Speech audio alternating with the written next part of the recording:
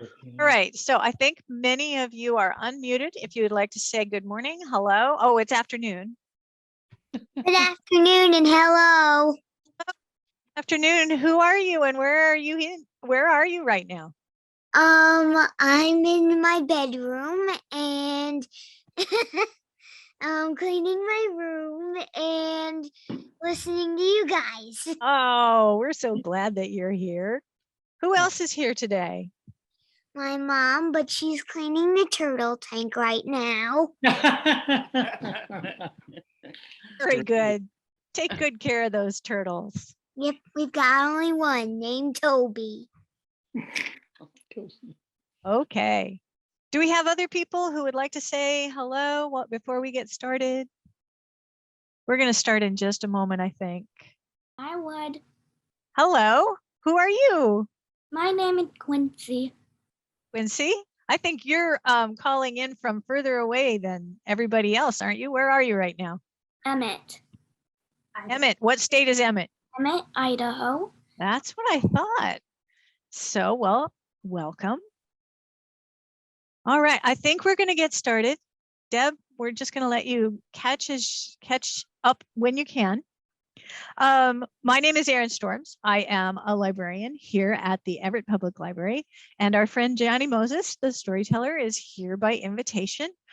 Before we get started, we would like to acknowledge the land that we are here on in Everett. The people of the Tulalip tribes and their ancestors, the Shtohopes people, live here and are an important part of the community. They're our neighbors, our classmates, our friends, and our teachers.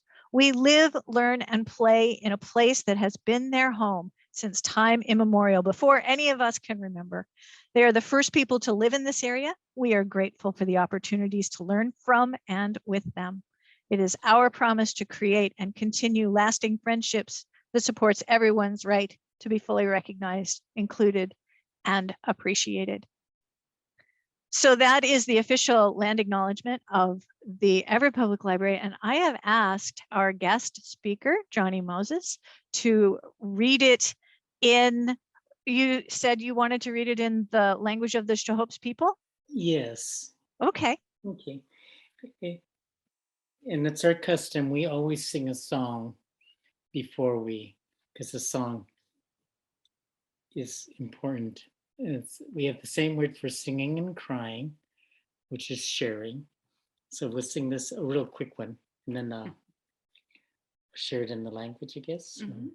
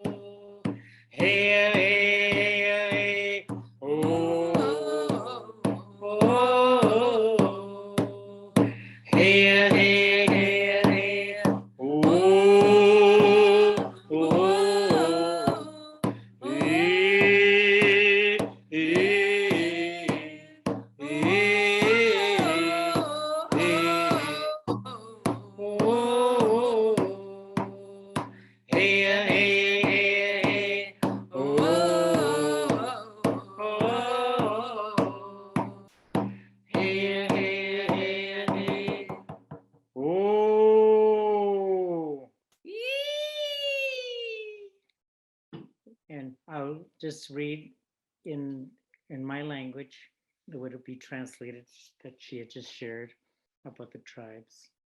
O chilab, tuti quits ti qualalches, to quail halalches, chukad til, tihal halalches quaditlet. This is tutit, this voice. And that's the condensed version. And thanking everybody from time memorial of this respecting the land and the earth.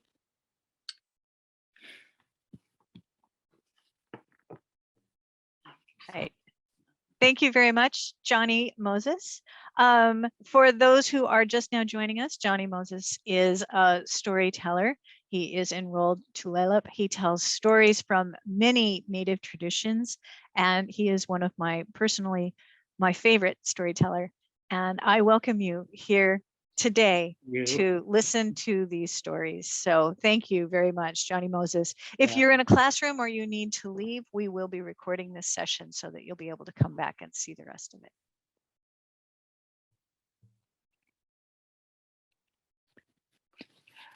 Oh, Siab, dear beloved ones.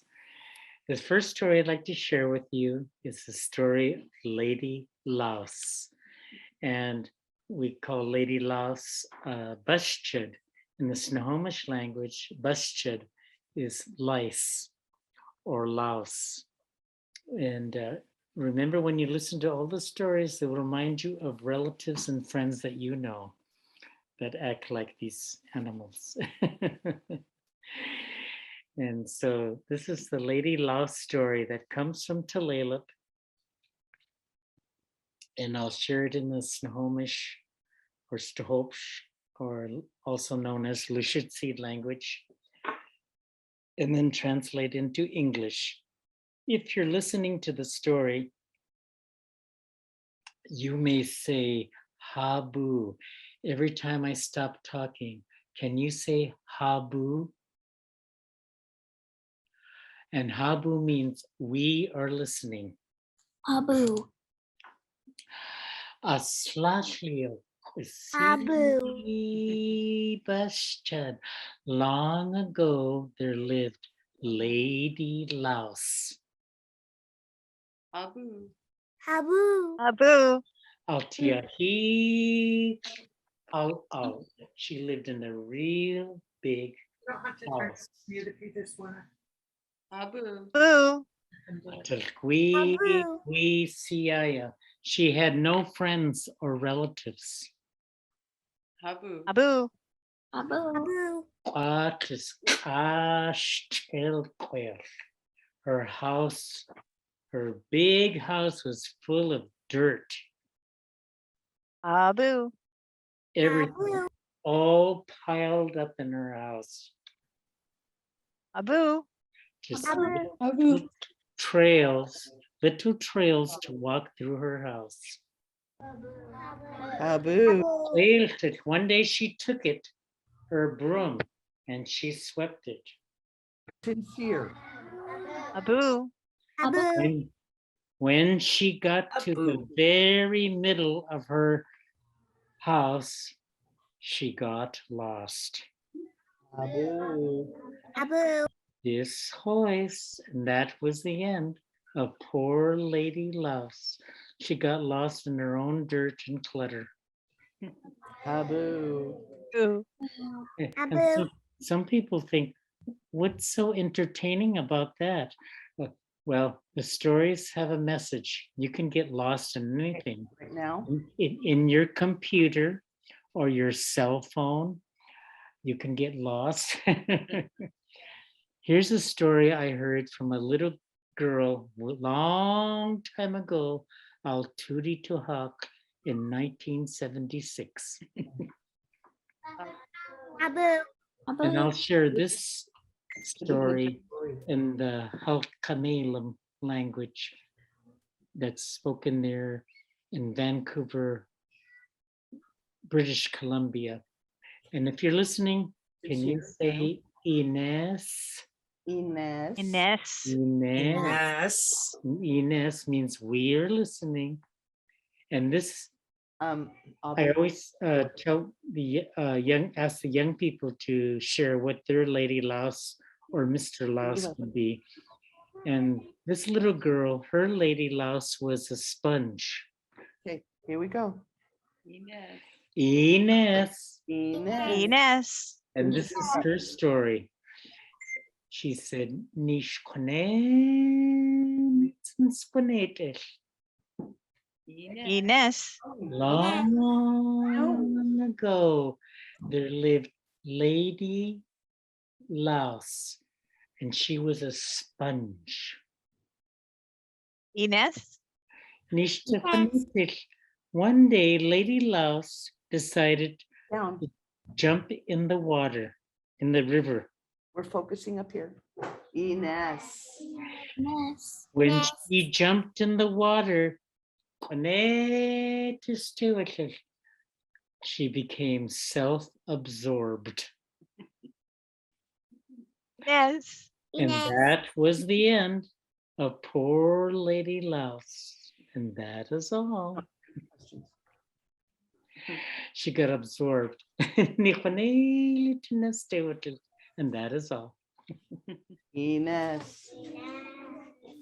Ines. Yes, is good. Mm. I'm noticing some people are not very good citizens right now.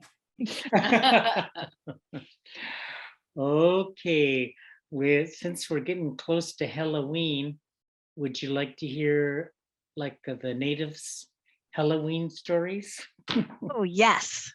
Okay. Yes. How many of you have heard of a boogeyman?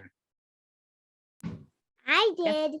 Okay, well, in our tribe, we are a matriarchal, matrilineal society, which means the women are the boss. And so we have medicine women, women warriors, and we also have boogie women's, which we also, there are many different names of the boogie woman. She's called the Sasquatch lady, or the hairy wild woman that lives, in the forest. But now the hairy wild woman lives in the cities too. So anyway, if you listen to this story, you can say Hamokawich. Can you say Hamokawich? Oh my God. Mokawich. That's Hamokawich. Stokobu, the Snoqualmie language. Snoqualmie people say Hamokawich, which means we are listening. And so every time I stop talking, don't forget to say Hamokawich. You're letting me know you're listening. Mokawich. Hamakawich. Alturi to hak to Kwaleluchit. Long ago, there lived grandma and grandpa, and there was 12 children. They never listened to their grandparents at all. Mokawich. Hamokawich. And you can help me tell this story. There, the children will be playing, and this is your children in sign language. You got your children ready? And they'd run outside. Are you running outside? Oh, they'd run outside, and Kaya, grandma, would call them in the house, and she'd say, your children come in the house. I got something to tell you. And the children get ready. Got your children ready? And they'd come in the house. And Granny look at the children. She say, your children stink. You smell funny. You better take a bath. Hamokawich. And the children would say, why? And that's what you're supposed to say. Why? Why? You And my cloth on. their Sapa, grandpa, would explain why. He'd say, you know, your children got to take a bath. You know why? That boogie woman can smell you from many miles away. She follows the stinky smell down to where you are. And that's how she catches you. Mokawich. Hamokawich. And the children would say, we don't believe in all that old-fashioned stuff. And that's what you're supposed to say. We We don't. don't believe in all No, that that old fashioned fashion stuff. stuff. And there, the children get ready. Got your children ready? Your badachas. They go out and run out of the house.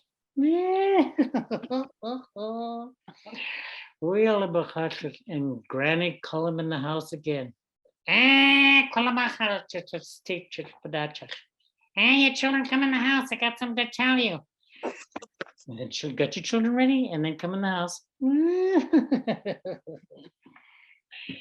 And there, Granny would say, Kaya would say, "Hey, lo kalabaches.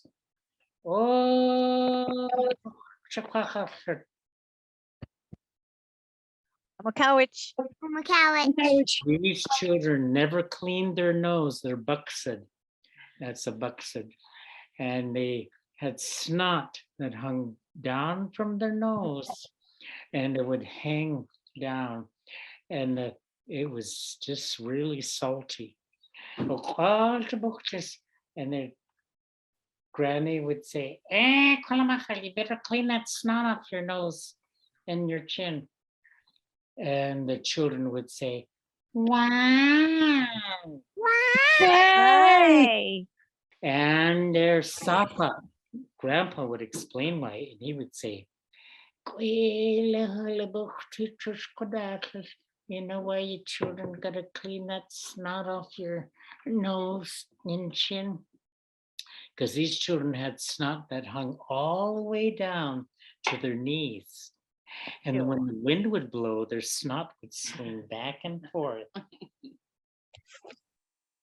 And the children would say, we don't believe in all that old-fashioned stuff. We can't believe in that old-fashioned stuff. But the only one that kind of listened was the hunchback girl. She was the only one that kind of listened. Who was that? The hunchback girl. They would come in the house, all about run in the house. Grandma would holler at them again. The elders would try to tell him, you know, the boogie woman is really stinky and smelly. She had dirt this thick around her body. And she had to breathe out of her mouth. You know why? She had big petrified snot balls. And this is how she'd breathe.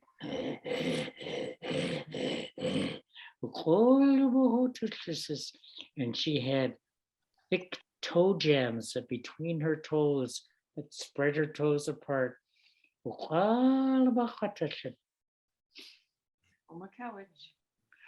This is how she would hypnotize the people with her smell.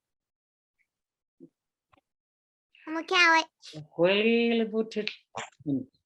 Granny would say, your children gotta listen to us for change. And you had no ears, no hearing. And the children would say, why? Hi. And Sapa, Grandpa would explain why, and he'd say, you know why you children gotta listen to us for change? The boogie woman's got the big lips, and she'll go right up to your ear and do this.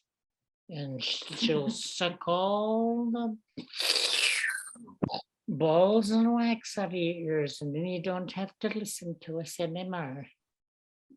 And the children would say, we don't believe in all that Old-fashioned stuff. We don't believe all old-fashioned stuff.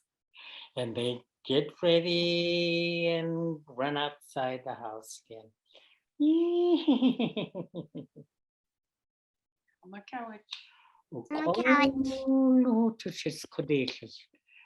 Well, these children never listened, but the only one that kind of listened was the hunchback girl. yes. And the hunchback girl kind of listened. Well, during this time, the boogie woman, the Schoyok, the basket ogress, she started following the stinky smell down the mountain. And she got to where the children were playing outside. And she was hiding behind some bushes and trees. You got your bushes and trees? bushes and trees. And you know why she hid behind the bushes and trees? Because the bushes and trees said, hide behind us. Look how it. So she did. She hid behind the bushes and trees. And there she was watching the children. She came out of the bushes and she called the children and she said,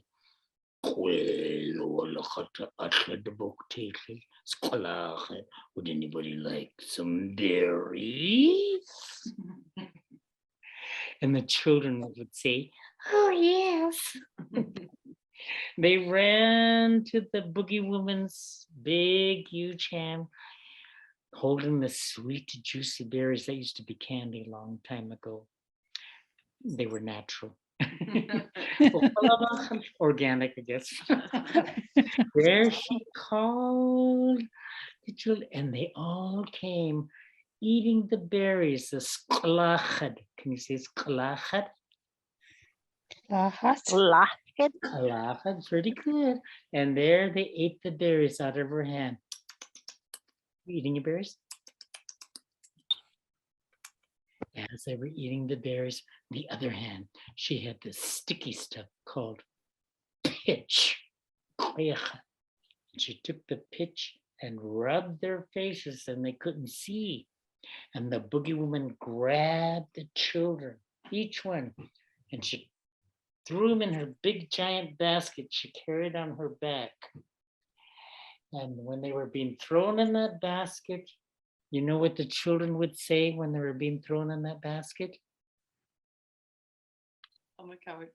They'd Look say, how. ah! What did they say? Ah! She got them all in there, and the only one that was kind of smart was, The hunchback girl. yes, and she climbed the mountain, and this is the supper song she sang. And you could sing along with the boogie woman. It goes like this. I'll sing it in the language first. You could try to sing in the language and English.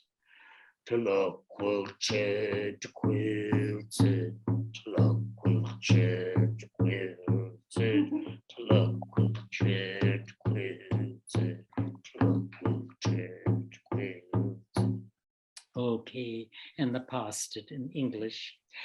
I'm gonna eat the little ones. I'm gonna eat the little ones. I'm gonna eat the little ones. And as she sang that supper song, the only one that was kind of smart was The hunchback girl. there. She's taking the pitch out of her eyes. She's taking the pitch out of your eyes. And she started climbing on top of the children to get out of that basket. But it was very difficult because you know what that basket was made out of? It was made out of woven snakes. Yes, it was woven snakes. But the hunchback girl escaped. She got out of the basket and she ran down the village, down the mountain, and she told the parents and grandparents what happened. The boogie woman's got a lot of children and she's going to eat them. Some of the parents were concerned. So what? But the big strong warriors, you got your big strong warriors, they followed the hunchback girl up the mountain. There they're following. Are you following them up the mountain?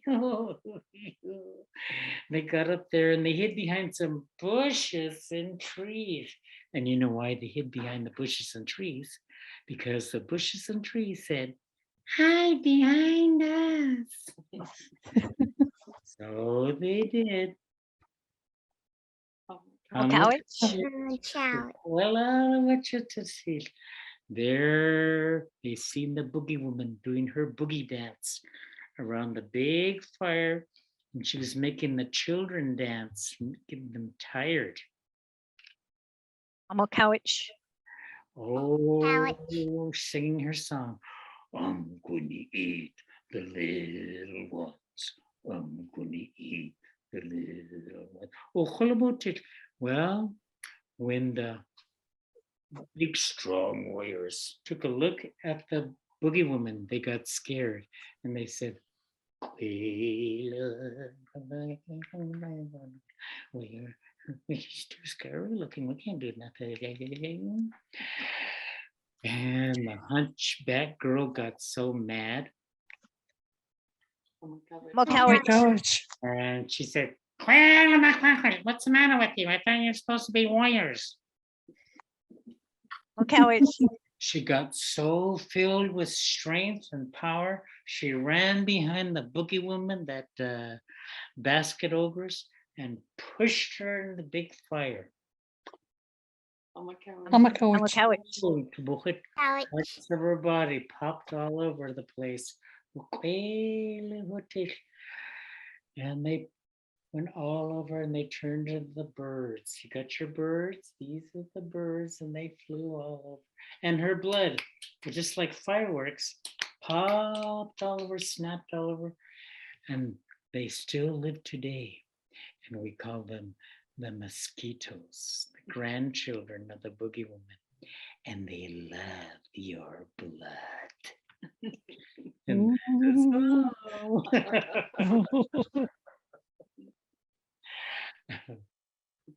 so that's that was one of my bedtime stories when I was growing up.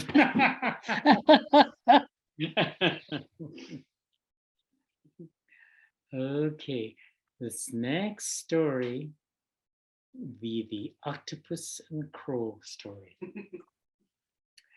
And now this is a different language. This will be a Nuchanov, which is also known as Nootka.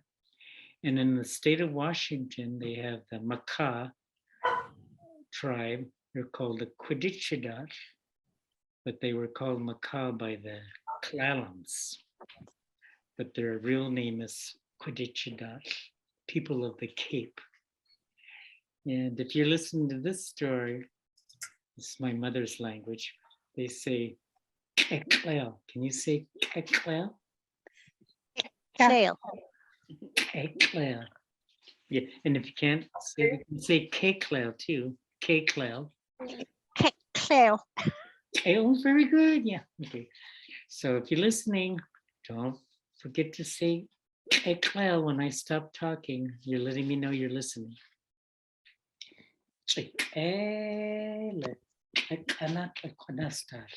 Long ago, there lived the animal people, and they talk to one another and tell one another, don't go to the beach when the tide is way out, because that mean old dirty thing lives there, the octopus lady. And an octopus lady in the Makah and Nootka people, we call it tishloop. Put tissue and loop together. Tishloop. Can you say tishloop? Tishloop. And that's octopus lady. So there, it's a don't go to the beach when the tide is way out. This is a mean old thing. And everybody would agree. But there was the Clail. and the can you say kaka? Yeah, not kaka, but kaka. And kaka is the crow. You already know what kaka is. So anyway, the crow would talk to himself, and this is what he would say. Those animal people don't know nothing. I know everything. Clail. So the kaka, started walking. This is walking in sign language. Are you walking? There he walked to the first longhouse. And there was Cousin Mosquito Man's house. And there, Cousin Mosquito Man began to talk to Crow, and this is what he said. Don't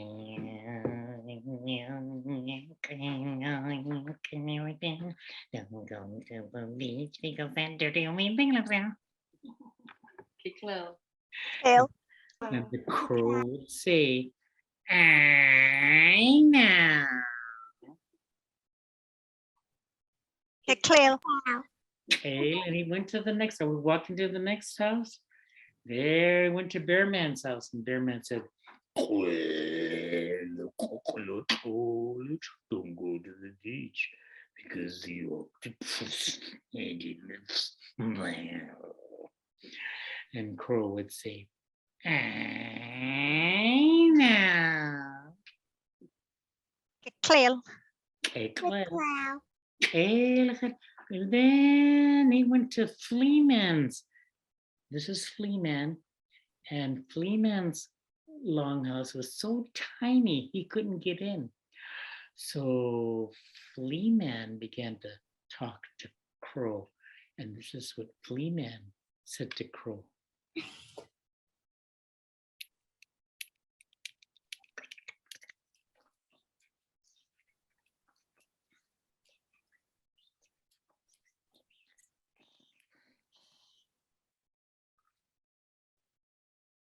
Clail.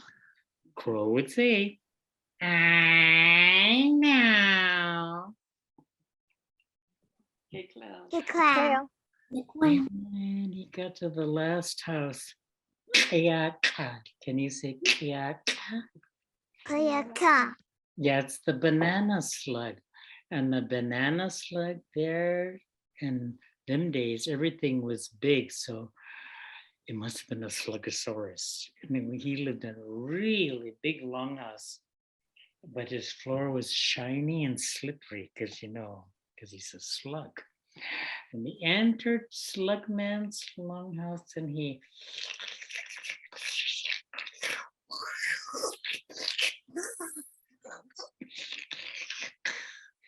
slid to the front of Slugman, and cousin Slugman began to talk to Crow. And this is what Slugman said to Crow.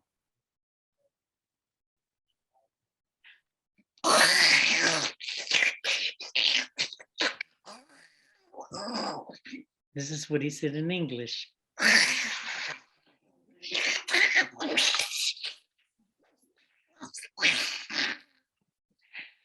And poor Crow wiped his face and said, "Hi now," and slid out of the house. Okay,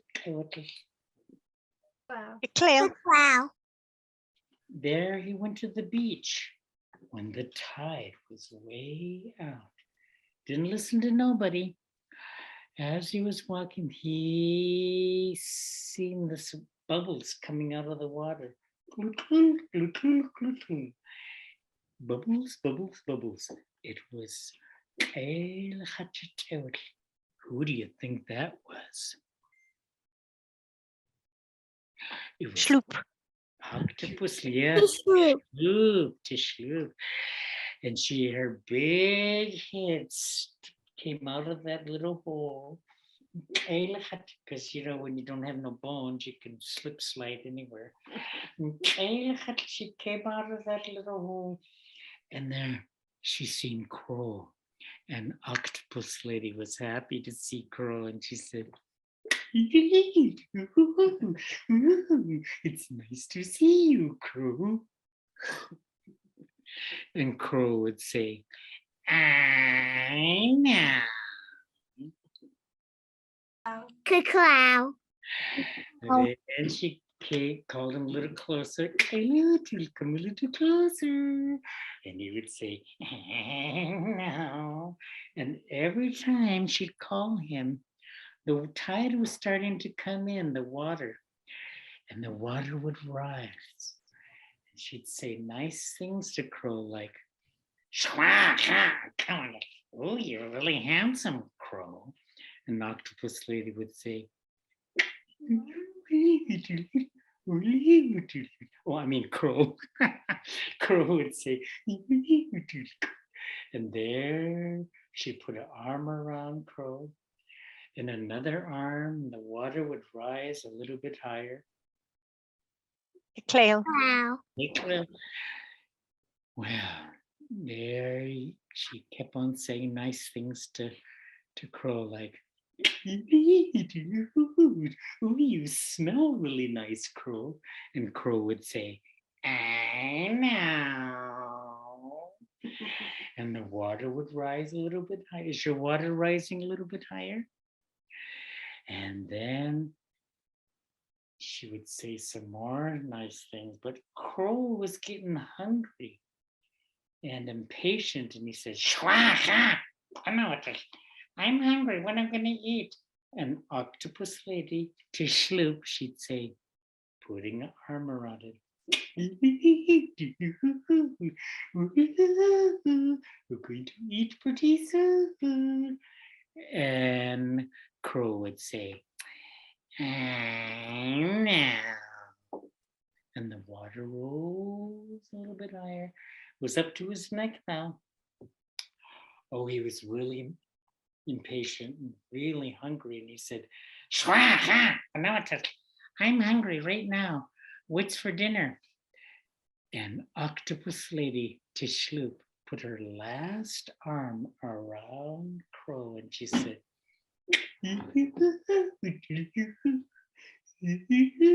you are the dinner, Crow.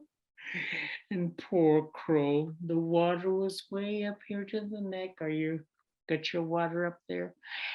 And the poor Crow would say, no. And that is all.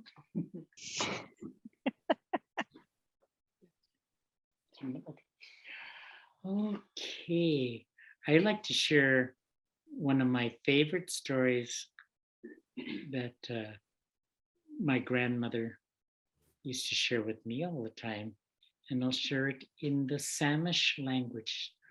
Samish language is spoken in the San Juan Islands in the state of Washington, and as well as into the Gulf Islands.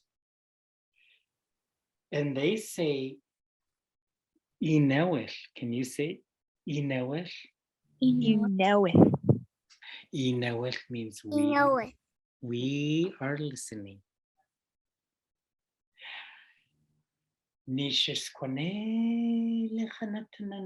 Long ago, there lived grandmother Sitla, cedar tree. You know it. Inawel, she was You very know it. tall and strong. You know it. You know And as time went on, she became very sad. This is sadness, sad and lonely. Loneliness is one hand open, one hand closed, because you have to keep one hand open to know that you're alive. But sometimes you feel sad and close everything away from you. You know it. it. Well, many years passed. She said, oh, I'm so sad and lonely. All my loved ones are leaving. What's the use of living anymore? And the Great Spirit could feel her sorrow and her sadness and sent. The winds came. And when the winds came, they carried the seed, a baby seed, and planted it right next to grandmother cedar tree. You know it. Oh, she felt so good. She had someone to raise. New life. She called this Shamith her grandson, but in Indian way, she called it her son. She had someone to be happy with. And as he grew, as he was growing, are you growing? This is growing. He was very thin, and so grandmother would protect him and move her arms back and forth and scare the animals away. and he'd feel so good. He'd grow some more. Are you growing some more? Sometimes the north wind was unbearable, strong, could cause a thin tree to bend and break. So she'd put her arms around her grandson and protect him from the strong north wind. You know, Horse. It feels so good. He grows some more. Then sometimes the sun and heat was unbearable, felt like his skin would burn. So Grandma Sitla would put her arms over her grandson and give him shade. you know, No. And you could put shade over somebody. This is shade, and that's comforting. And he feels so good. He grows some more. Are you growing some more? Sometimes grandson felt sad and lonely. And grandmother could feel her grandson's loneliness. So she sent her strong mind. And she sent her get your strong mind? Strong mind out to the forest land. And she called the birds of many kinds to come and land on her strong arms. And she would sing beautiful songs for the grandson and carry his loneliness and sorrow away. you know, Yeah. Feels so good. He grows some more. He growing some more. Well, many seasons pass now. Grandmother Sila became very tired and weak and old. All her friends were gone. And she said, my grandson is probably tired of visiting with me. I shouldn't be burdening him. She felt so sad and lonely. Grandson said, Sila, grandmother, nicht konnetelchen.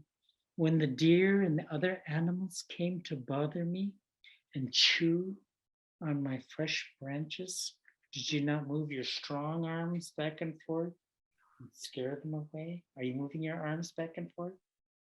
Scare them away? Grandmother, I got strong arms now. I will move them back and forth and scare the animals away. She felt so comfortable. Now. Yes. Nee verletten it. And grandmother, when the north wind came, did you not put your arms around me and protect me from the strong north wind so I wouldn't bend and break? you know, Grandmother, I Yeah. got arms. I will put them around you and protect you. you know, Now. Deeply connoted. Grandmother, when the heat and sunlight was unbearable, felt like my skin would burn. Did you not put your arms over me and give me shade? Are you putting them over your loved ones and give them shade? Grandmother, I got strong arms. You got strong arms? And I will put them over you and give you shade. Grandmother felt so good. She was getting stronger. Sila, grandmother, when I felt so weak in my mind, you used your strong mind, and you sent them out to call the birds. Now I've learned all the songs you've shared with me. Grandmother, I got a strong mind. I will sing for you. I will send my mind out and call the birds of many kinds, and they will come and land on my strong arms. Are they landing on your strong arms? And they will sing. And they will carry your loneliness and sorrow away. You know, Now, Tilit narrative. Sila, grandmother, you took care of me. Now I will take care of you. And that is all.